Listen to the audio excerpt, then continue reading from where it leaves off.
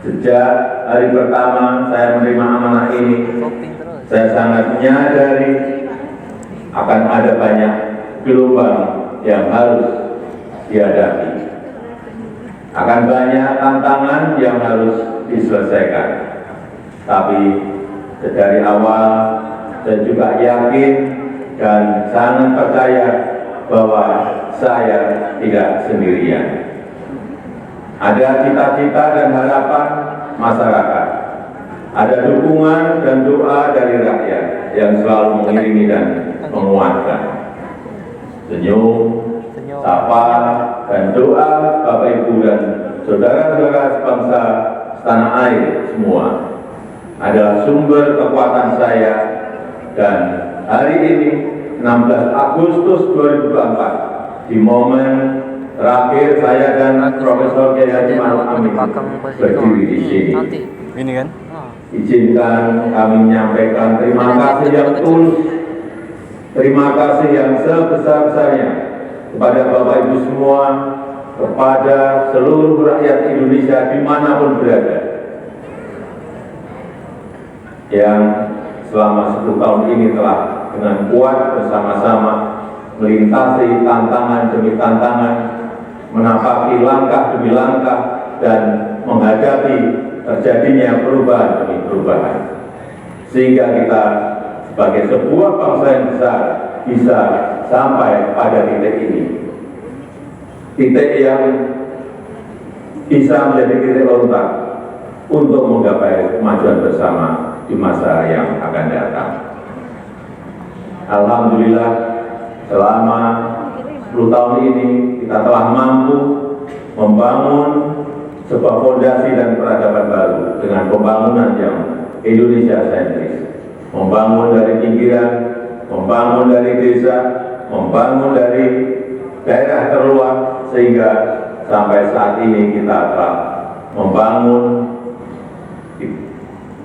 366.000 km jalan desa, 1,9 juta meter jembatan desa, 2.700 km jalan tol baru, 6.000 km jalan nasional, 50 pelabuhan dan bandara baru, serta 43 bendungan baru dan 1,1 juta hektar jaringan irigasi baru.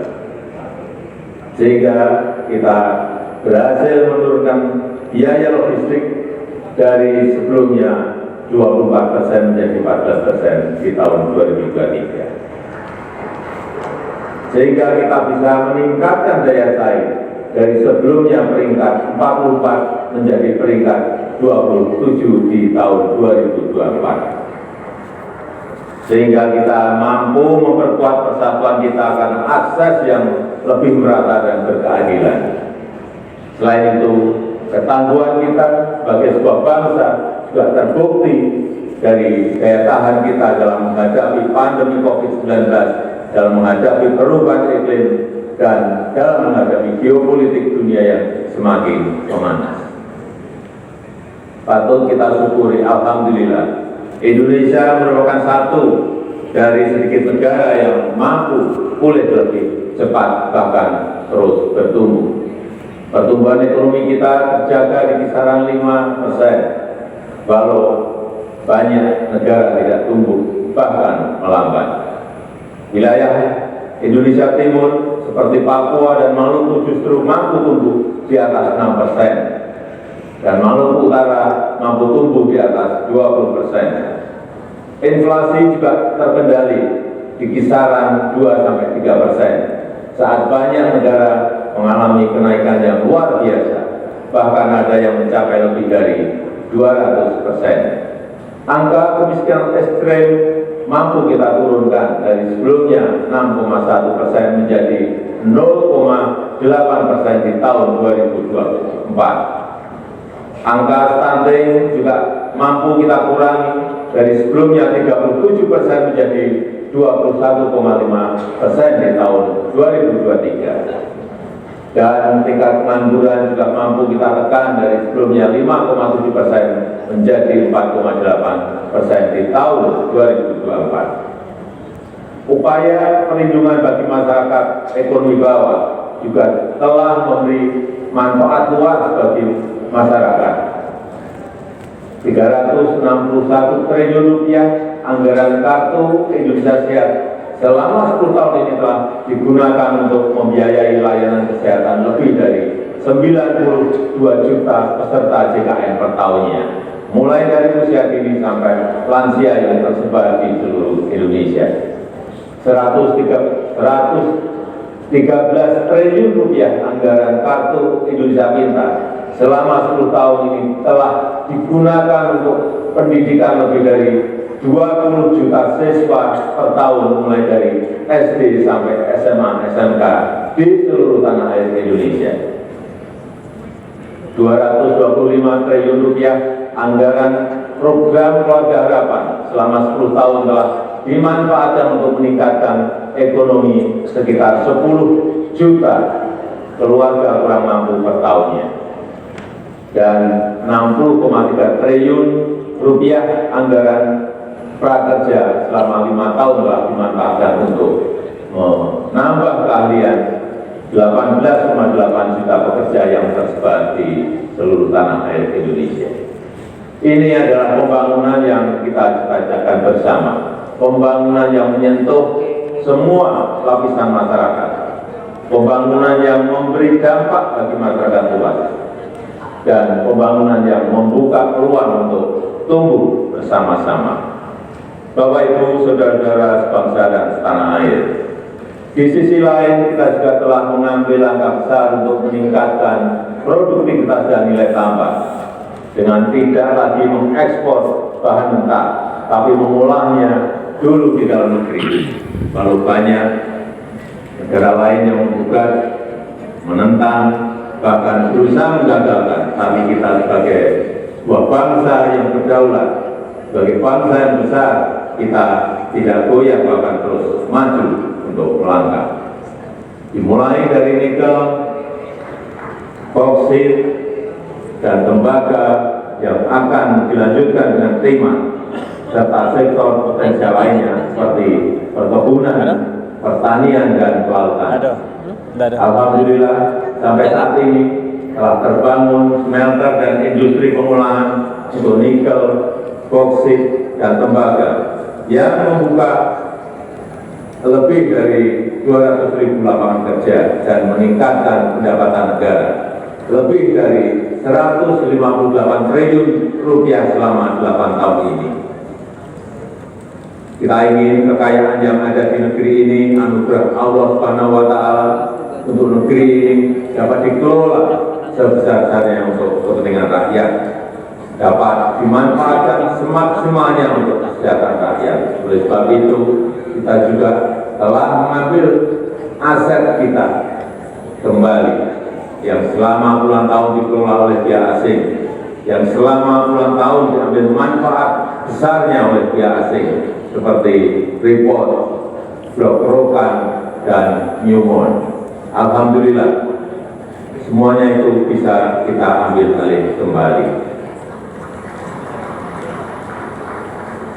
Selain itu, di saat dunia mulai mengarahkan masa depannya ke ekonomi hijau, Indonesia juga tidak ingin kehilangan momentum ini, karena Indonesia memiliki potensi besar di sektor energi hijau, yaitu sekitar kurang lebih 3.600 gigawatt, baik dari energi air, angin, matahari, panas bumi, gelombang laut, dan bioenergi.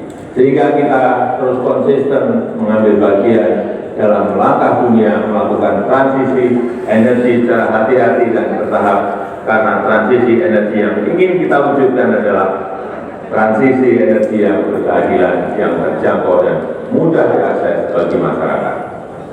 Di sektor teknologi dan digitalisasi, kita juga patut bersyukur untuk pertama kalinya kita memiliki INA Digital, sebuah digitalisasi layanan pemerintah yang terintegrasi untuk mempercepat dan mempermudah layanan bagi masyarakat. Cakupan elektrifikasi terus kita perluas hingga mencapai 99% di tahun 2024 tahun ini. Demikian juga dengan cakupan internet yang terus kita tingkatkan hingga mencapai 79% di tahun 2024. Ini akan menjadi ekosistem yang baik untuk mendorong digitalisasi UMKM dan pengembangan startup Indonesia, sehingga akan melahirkan semakin banyak entrepreneur muda yang berkualitas di negeri ini. Dukungan produk dalam negeri juga kita berikan perhatian khusus dengan memprioritaskan belanja APBN, APBD, dan BUMN untuk produk-produk dalam negeri. Karena kita ingin apa yang berasal dari rakyat dapat kembali ke rakyat dan bermanfaat maksimal untuk rakyat. Di bidang hukum, kita juga patut bersyukur setelah 79 tahun merdeka, akhirnya kita memiliki kitab undang-undang hukum pidana yang baru. Sebagai upaya memodernisasi hukum Indonesia, serta Undang-Undang Cipta Kerja yang merevisi 80 undang-undang dan 1.200 pasal. Sebagai upaya untuk menderegulasi peraturan yang tumpang tindih. Kita juga sudah memiliki undang-undang tindak pidana kekerasan seksual untuk memberikan perlindungan yang nyata, yang kuat, terutama bagi perempuan dan anak-anak. Bapak, Ibu, dan saudara-saudara sekalian sebangsa dan setanah air, ini adalah hasil kerja keras kita bersama. Ini adalah fondasi besar kita bersama. Ini adalah bukti bahwa persatuan kita, bahwa kerukunan kita, bahwa kerja keras dan kegotong royongan kita dapat membawa Indonesia melompat lebih tinggi lagi. Oleh sebab itu, saya sangat menghargai, sangat mengapresiasi dukungan dan kerjasama seluruh lembaga negara dalam menopang lompatan kemajuan Indonesia. Mulai dari MPR RI yang telah berperan aktif memperkokoh ideologi negara, memperdalam rencana penyusunan pokok-pokok haluan negara dan menjaga silaturahmi antar tokoh-tokoh bangsa. DPR RI yang telah menjalankan fungsi legislasi, menjalankan fungsi penganggaran dan pengawasan, merumuskan RAPBN 2025 untuk suksesi transisi pemerintahan dan menyelesaikan banyak undang-undang strategis seperti Undang-Undang Ibu Kota Negara, Undang-Undang Daerah Khusus Jakarta, Undang-Undang Informasi dan Transaksi Elektronik, Undang-Undang Aparatur Sipil Negara, dan Undang-Undang Kesejahteraan Ibu dan Anak. DPD RI yang terus mengawal kemandirian daerah otonom, menginisiasi inisiatif rancangan legislasi, melakukan pengawasan pelaksanaan undang-undang dan perda, serta memberi perhatian khusus terkait agraria dan pangan. Begitu juga dengan BPKRI yang telah mengawasi penggunaan anggaran negara serta memperkokoh kepercayaan dan kepemimpinan Indonesia di dunia internasional melalui keaktifannya dalam organisasi dan forum-forum internasional. MKRI yang telah menangani lebih dari 202 perkara pengujian undang-undang dan mengadili sengketa pemilu, serta Mahkamah Agung RI beserta lembaga peradilan di bawahnya yang mengadili dan melakukan pemuatan restoratif justice untuk menyelaraskan kepentingan korban dan pertanggungjawaban terdakwa tanpa melalui pemidanaan. Dan Komisi Yudisial RI yang telah berperan aktif mewujudkan hakim berintegritas dan berkualitas guna meningkatkan kepercayaan dan kepuasan masyarakat terhadap institusi kehakiman di negara kita.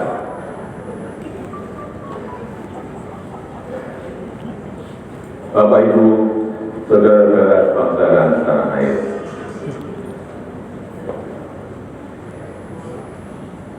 tahun bukanlah waktu yang cukup panjang untuk mengurai semua permasalahan bangsa. Saya sangat menyadari bahwa sebagai pribadi yang jauh dari kata sempurna, sebagai insan yang tumbuh dalam keterbatasan, dan sebagai manusia yang jauh dari kata istimewa, sangat mungkin ada yang luput dari pandangan saya. Sangat mungkin ada celah dari langkah-langkah yang saya ambil. Dan sangat mungkin banyak kealpaan dalam diri saya. Oleh sebab itu, di penghujung masa jabatan ini, izinkan saya menyampaikan suara nurani terdalam kepada Bapak Ibu dan saudara-saudara sebangsa tanah air, kepada seluruh rakyat Indonesia, tidak terkecuali satupun. Saya dan Profesor Kiai Haji Ma'ruf Amin mohon maaf untuk setiap hati yang mungkin kecewa, untuk setiap harapan yang mungkin belum bisa terwujud, untuk setiap cita-cita yang mungkin belum bisa tercapai. Sedih nih, Sekali lagi kami mohon maaf. Kami maafkan Pak. Kami mohon maaf. Maaf Pak. Ini adalah yang terbaik yang bisa kami upayakan bagi rakyat Indonesia, Mantap. bagi bangsa dan negara Indonesia. Terima kasih Pak. Saya tahu Yang belakang nangis, bahwa belakang. hasil yang kita capai Yang pada itu. saat ini belum sepenuhnya tuntas Banyak kenangan Pak. mencapai hasil akhir.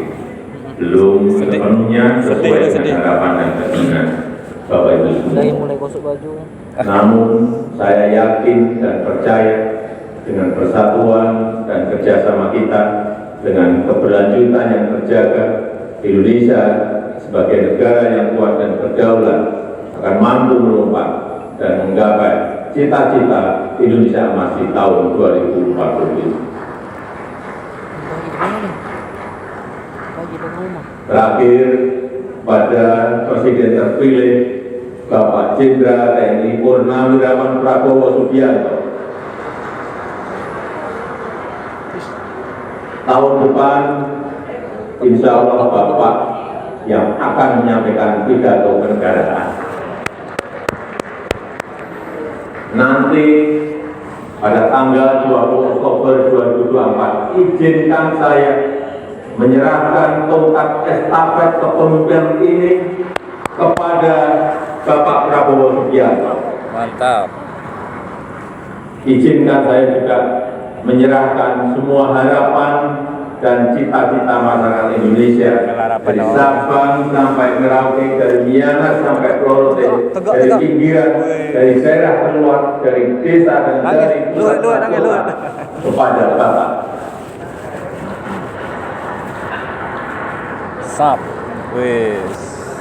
Keren. Semoga Allah SWT, Tuhan yang Maha Kuasa, senantiasa memberikan petunjuk dan kemudahan bagi bangsa Indonesia dalam kepemimpinan Presiden Prabowo Subianto pada pemerintahan periode mendatang. Dirgahayu Republik Indonesia, Dirgahayu Negeri Pancasila, merdeka! Merdeka! Merdeka. Merdeka! Terima kasih. Wassalamualaikum warahmatullahi wabarakatuh. Om Santi Santi Santi Om Namo Buddhaya. Salam kebajikan. Terima kasih.